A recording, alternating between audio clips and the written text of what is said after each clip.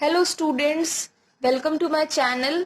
आपको पता है हम लोग पढ़ रहे हैं इलेक्ट्रोस्टैटिक्स के अंदर गाउस थ्योरम।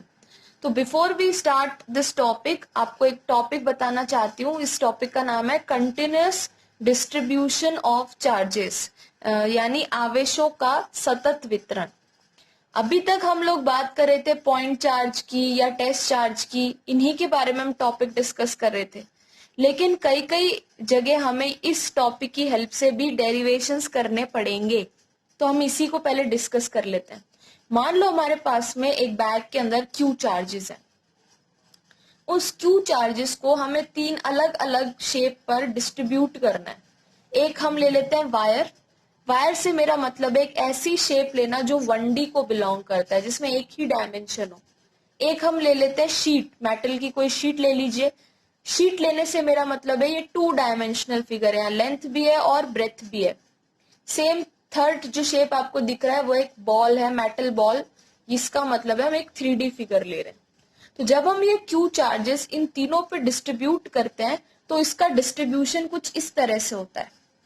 यहाँ पर जो चार्ज है वो लेंथ के अलोंग डिस्ट्रीब्यूट हो जाता है। शीट पर जो चार्ज होता है वो एरिया के अकॉर्डिंग डिस्ट्रीब्यूट हो जाता है। और वहीं अगर हम एक मेटल बॉल की बात करते हैं तो उस पे चार्ज उसके वॉल्यूम के अकॉर्डिंग डिस्ट्रीब्यूट हो जाता है। तो जब हम डेरिवेशन में इनकी यूज करेंगे तो हम डायरेक्ट क्यू नहीं ले सकते, क्योंकि जितने भी डेरिवेशंस हम करते हैं उनमें इन पूरी शीट पर एक साथ कैलकुलेशन नहीं कर सकते हम इन शेप्स पे। तो हम या तो एक स्मॉल एलिमेंट अज्यूम करते हैं इन सब पर और फिर उस पर डेरिवेशन परफॉर्म करते हैं और फिर उसका इंटीग्रेशन करके पूरी शेप का वैल्यू कैलकुलेट करते हैं। तो क्योंकि हम एक स्मॉल एलिमेंट अज्यूम करते हैं तो उस स्मॉल एलिमेंट का चार्ज हम क्यू कंसिडर नहीं कर सकते। क्यू चार्ज का मतलब है इस पूरी शेप पर क्यू चार्जेस डिस्ट्रीब्यूट हुआ है। तो इस तरह की प्रॉब्लम को सॉल्व करने के लिए इस टॉपिक की हेल्प ली जाती है। तो यहाँ पे इस टॉपिक को जब आप कह रहे हैं कंटिन्यूअस डिस्ट्रीब्यूशन ऑफ चार्ज, तो हम शेप के अकॉर्डिंग अलग अलग चार्ज की डेंसिटी निकाल लेते हैं।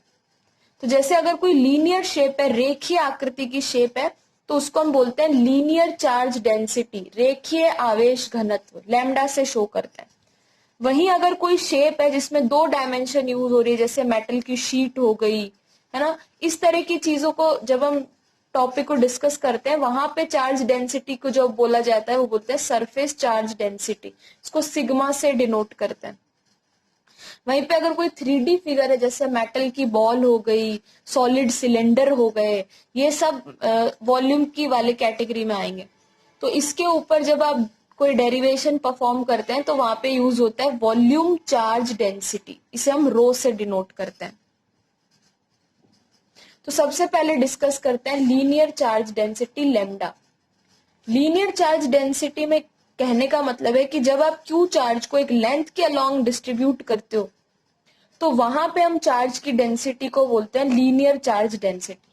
मतलब ये आपको ये समझाना चाह रहा है कि अगर हमारे पास में 10 मीटर का कोई तार है, 50 मीटर का कोई तार है, तो हमने ये कैलकुलेट कर लिया कि उसके 1 मीटर में कितना चार्ज है। उस कैलकुलेशन से हम इजीली फाइंड आउट कर लेंगे कि जिस लेंथ, मान लो 10 मीटर है तो कितना चार्ज हो गया, 50 है तो कितना चार्ज हो गया। तो इसी को हम लेमडा से शो करते हैं। लेमडा की वैल्यू, जो लेमडा का जो फॉर्मूला होता है वो होता है Q अपॉन L, मतलब total charge upon total length. Wire की टोटल लेंथ ले लो, वायर का टोटल चार्ज ले लो, दोनों को डिवाइड कर दो। इससे जो वैल्यू आती है उसे ही बोलते हैं लीनियर चार्ज डेंसिटी। जैसे मान लो हर 1 मीटर में 10 कुलाम चार्ज है, तो उसकी चार्ज डेंसिटी हो गई 10 कुलाम पर मीटर। तो अगर मान लो मेरे पास 20 मीटर का तार है तो मैं कैलकुलेट कर सकती हूँ उस पर कितना चार्ज आने वाला है। इसीलिए हेल्पफुल होता है ये टॉपिक। सेम नेक्स्ट टॉपिक है सरफेस चार्ज डेंसिटी। जब आप एक क्यू चार्ज को किसी सरफेस पर डिस्ट्रीब्यूट कर देते हो तो अब हम इन सरफेस पे छोटे छोटे सेक्शन अज्यूम करते हैं, तो उस पर कितना चार्ज होगा हमें ये कैलकुलेट करने को रहता है। तो वहां पे हम हेल्प लेते हैं सरफेस चार्ज डेंसिटी की, यानी पृष्ठीय आवेश घनत्व की। इसको हम सिग्मा से प्रदर्शित करते हैं। तो सिग्मा का फॉर्मूला होता है बच्चों, सिग्मा का फॉर्मूला होता है Q अपॉन S या Q अपॉन A। एस का मतलब होता है सरफेस और ए का मतलब एरिया, दोनों एक ही बात है। तो किसी किसी बुक में ये होता है, किसी किसी बुक में ये होता है, कंफ्यूज मत होना। पर मेन जो हमारा मोटो है वो ये है कि क्यू अपॉन एरिया होना चाहिए। तो हम पता लगा लें अगर कि 1 मीटर क्यूब एरिया में कितना चार्ज है, तो कोई भी एरिया हो हम कैलकुलेट कर लेंगे कि कितना चार्ज है। इसकी यूनिट होती है बच्चों कूलाम पर मीटर स्क्वायर। सेम अगर हम बात करते हैं किसी 3D फिगर की, वहां पर चार्ज वॉल्यूम के अकॉर्डिंग बंटता है। तो वहां पे जो चार्ज डेंसिटी काम आती है उसे बोलते हैं वॉल्यूम चार्ज डेंसिटी, जिसे हम हिंदी में बोलेंगे आयतन आवेश घनत्व, रो से प्रदर्शित करते हैं। रो का फॉर्मूला होता है क्यू अपॉन वॉल्यूम, मतलब total charge upon total volume. इससे हम उसका वॉल्यूम चार्ज डेंसिटी निकाल सकते हैं। हमारे राजस्थान बोर्ड की बात करें तो सिर्फ इतना ही टॉपिक जो है वो हमारे सिलेबस का पार्ट है। लेकिन अगर हम बात करते हैं न्यूमेरिकल पोर्शन की, या हम बात कर लेते हैं जेई और नीट की, तो इनकी हेल्प से हमें कुछ क्वेश्चन सॉल्व करने को रहते हैं, वही हम कर रहे हैं यहाँ पे। जो अब डेरिवेशन हम यहाँ डिस्कस कर रहे हैं वो एक रिंग है हमारे पास मेटल की, जिसकी एक्सिस पर कोई पी पॉइंट लेना है हमें, जहां पे इलेक्ट्रिक फील्ड कैलकुलेट करना चाहते हैं। और इस मेटल की रिंग की रेडियस है कैपिटल आर, और इस पर क्यू चार्ज डिस्ट्रीब्यूटेड है। अब मैंने अभी आपको बताया था जब भी कोई शेप हम लेते हैं उसकी पूरी शेप पे एक साथ कैलकुलेशन नहीं करते, कॉम्प्लेक्स हो जाता है। उसको सिंपल बनाने के लिए हमने यहाँ पे एक छोटा सा एलिमेंट अज्यूम किया है, जिसको हमने डीएल लेंथ लिया है। इसकी लेंथ है डीएल। तो हम पहले पता करते हैं कि ये जो डीएल लेंथ का एलिमेंट है ये इस पी पॉइंट पर कितना इलेक्ट्रिक फील्ड जनरेट करेगा। जब इसका निकल जाएगा यहाँ पे इलेक्ट्रिक फील्ड, तो पूरी रिंग का निकाल सकते हैं इंटीग्रेशन करके। ठीक है, तो अब आपने यहां से एक लाइन ड्रॉ कर दी। ठीक है, तो इसका इलेक्ट्रिक फील्ड इस डायरेक्शन में काम करेगा। ठीक है, तो अब आपको पता है जब भी इलेक्ट्रिक फील्ड एक एंगल पे काम करता है उसके कंपोनेंट आ जाते हैं। तो यहाँ पे इसका साइन कंपोनेंट आ गया, यहाँ पे इसका कॉस कंपोनेंट आ गया।